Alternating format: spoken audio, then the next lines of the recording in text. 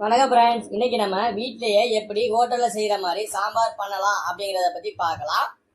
வாங்க இப்போ நம்ம வீடியோக்குள்ளே போவோம்.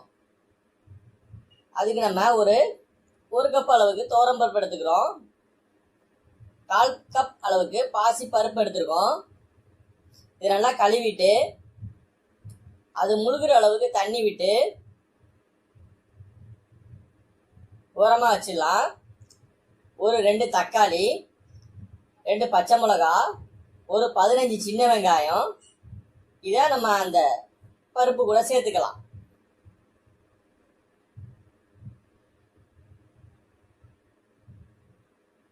பாருங்க, இப்போ அடுப்பில் வச்சு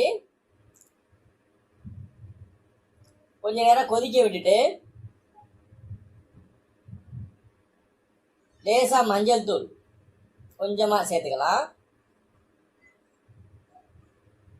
சீரகம் ஒரு ஸ்பூன் அளவுக்கு சேர்த்துக்குவோம். இப்போ குக்கரை மூடிட்டு 3 விசில் வர்ற வரைக்கும் நம்ம அப்படியே விட்டுறலாம். இப்போ விசில் வர ஆரம்பிச்சிருச்சு. 3 விசில் வந்துருச்சு. இப்போ நம்ம ஆற விட்டுட்டு ஓப்பன் பண்ணிக்குவோம். நல்லா எல்லாம் வெந்து அருமையாக வந்திருக்கு. இதை நம்ம வேற பாத்திரத்தில் மாற்றிக்கலாம்.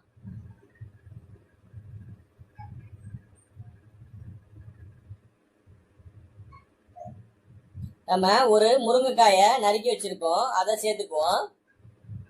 அது கூட ஒரு கேரட்டையும் நம்ம நறுக்கி வச்சுருக்கோம், அதையும் சேர்த்துக்கலாம்.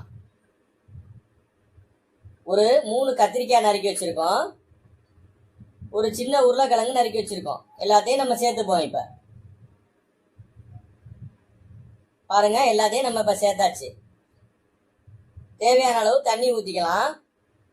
ஒரு முருங்கைக்காய், ஒரு உருளைக்கிழங்கு, ஒரு கேரட்டு, 3 கத்திரிக்காய். இப்போ இது நல்லா கொதி வரட்டும். நம்ம எவ்வளோ காய்கறி சேர்க்குறோமோ அந்த அளவுக்கு டேஸ்ட் அருமையாக இருக்கும்.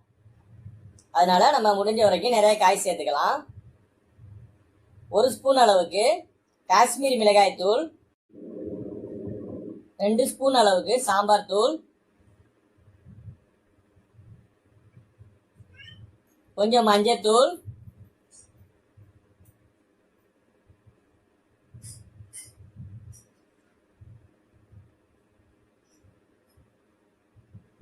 வீட்டு மிளகாய் தூள், எல்லாத்தையும் நம்ம நல்லா மிக்ஸ் பண்ணி விட்டுக்கலாம்.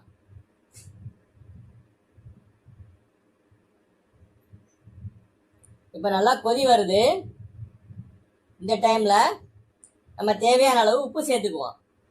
உப்பு சேர்த்துட்டு நல்லா கலக்கி விட்டு ஒரு தடவை செக் பண்ணிக்கோங்க. நம்ம ஒரு 1/4 மூடி அளவு தேங்காய் துருவி வச்சுருக்கோம்.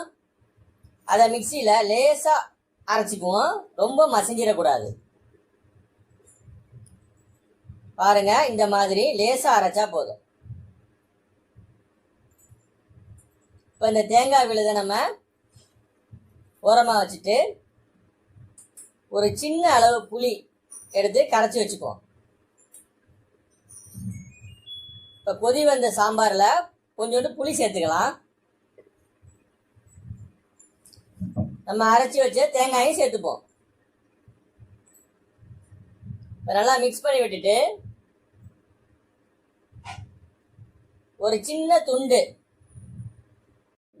அளவுக்கு நம்ம வெல்லம் சேர்த்துக்கலாம். வெல்லம் சேர்த்துட்டு நல்லா கரைச்சி விடுங்க. இப்போ நம்ம கொத்தமல்லி தூவி சாம்பாரை இறக்கிடலாம். இப்போ நமக்கு சாம்பார் தயாராகிருச்சு. இது கூட நம்ம தாளிப்பு கரண்டியில் நல்லெண்ணெய் விட்டு கொஞ்சமாக கடுகு உளுத்தம் பருப்பு, கொஞ்சமாக வெந்தயம், லேசாக பெருங்காயத்தூள் சேர்த்துக்கலாம். நல்லா கமகமன்னு வாசமாக இருக்கும்.